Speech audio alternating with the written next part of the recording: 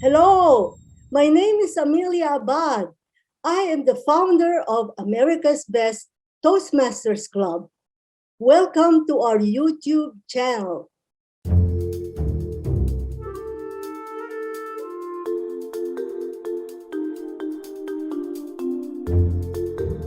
I chartered this club around my dining room table because I wanted to give the benefits of Toastmasters to my community. So I invited some of my members to come to my place, and we did an action plan. And as soon as we had 20 members, America's Best Toastmasters was born.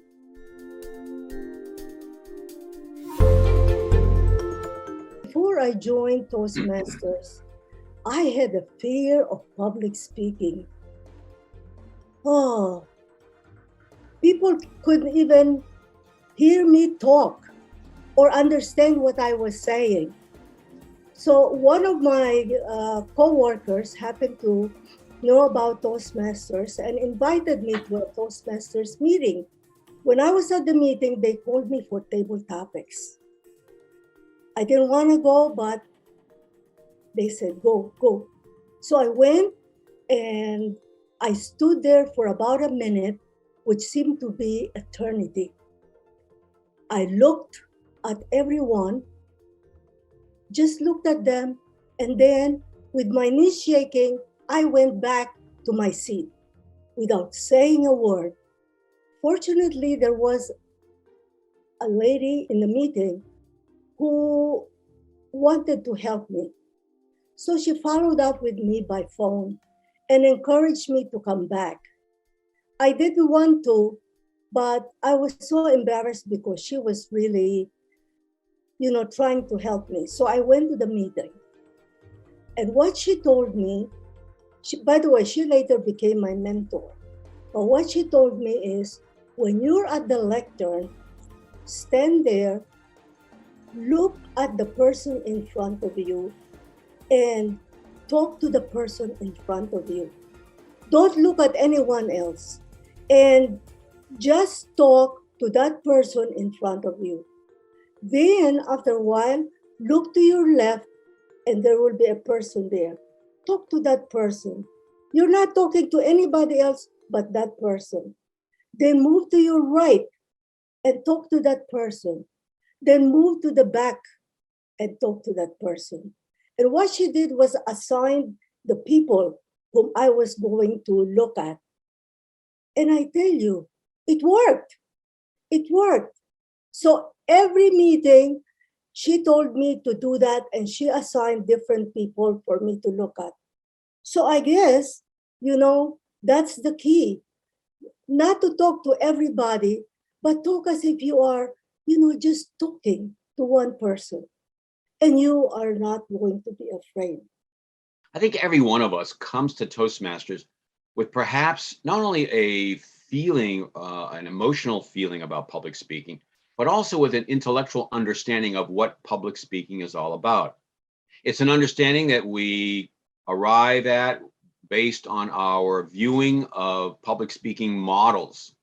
Maybe we studied public speaking or observed it on television, a game show host, a politician, a religious figure. Maybe even nowadays, a lot of people are learning about public speaking through YouTubes and the TEDx talks. For myself, my understanding of public speaking was a flawed understanding. I had been a student of politicians as a young kid. I think we all were. We couldn't avoid seeing politicians. And so my understanding of public speaking was that of politicians. And unfortunately, that's not a very authentic style. And it's as I came to learn, public speaking is a conversation in public. It's a conversation that one is having with another human being or a group of human beings. So when I first came to Toastmasters many years ago, one of my mentors, a wonderful lady named Jean, she says, Mark, and I worked at the time at Citibank, which is one of the big money center banks here in the United States. She says, Mark, you talk like a banker and you're so boring. Now, she said that to me, not publicly. She had become my friend, and she said it to me privately. She says, Mark, you're so stiff. You're kind of boring. There's no humor. You talk like a sort of a college professor. And so what I had to do was to unlearn a lot of things, to unlearn that sort of stodgy, stiff political style, even professorial style, and just learn to have a conversation in public with friends. That is probably the essence of public speaking. Now, how did I crush the initial misunderstanding that I had of public speaking? First of all, by experimentation. Our club is a laboratory. It's a safe laboratory. It's a private laboratory. Nobody is going to release the findings. Nobody's going to release the lab results to anyone.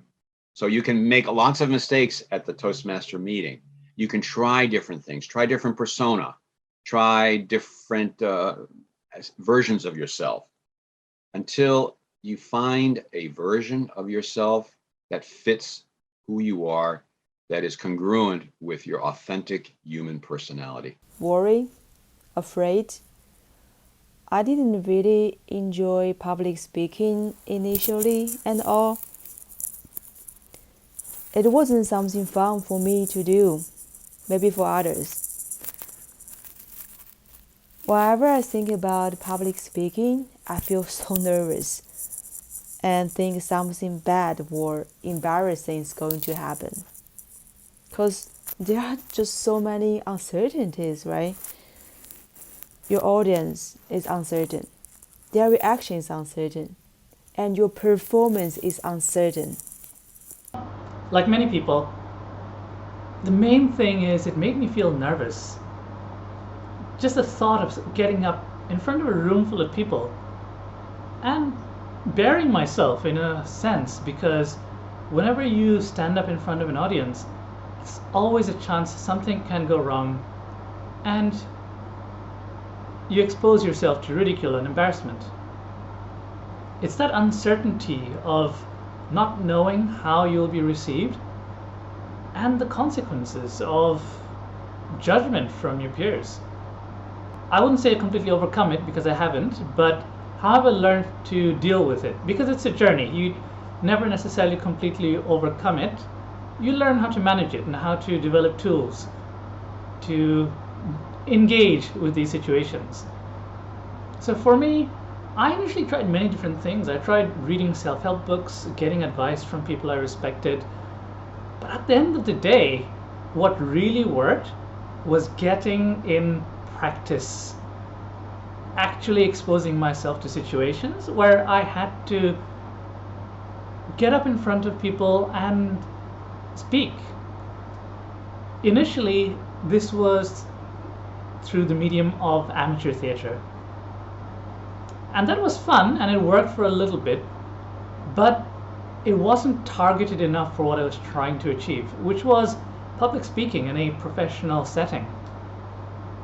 For that, I needed a safe space where I could practice giving answers in a sort of setting which might simulate the workplace, where I might be asked a question by my boss and I might have to answer these questions in a very concise, precise way without having a lot of time to prepare.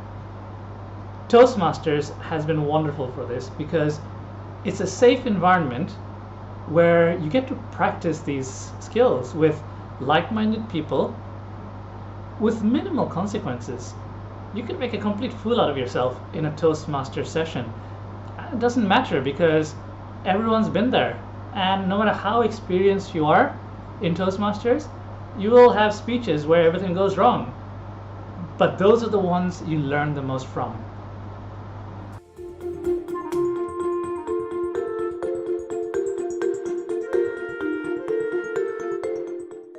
I think, as long as we keep practicing, we will get there one day. It takes time, for sure, and it takes practices.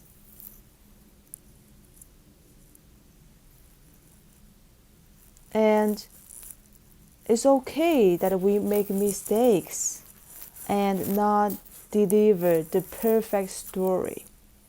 Just keep it going. And I'm sure one day we will be surprised at how good we can be. For me, again, it's repetition. Just practice as much as you can. And almost as important as that is to maintain a regularity in your practice. You could practice every single day for a week and then not practice for 2 months. That's not as effective as, say, practicing once a week for 2 months. Public speaking is a little bit like exercising your muscles. If you stop using a muscle, it will deteriorate. You'll lose strength in that muscle. It's the same thing with public speaking.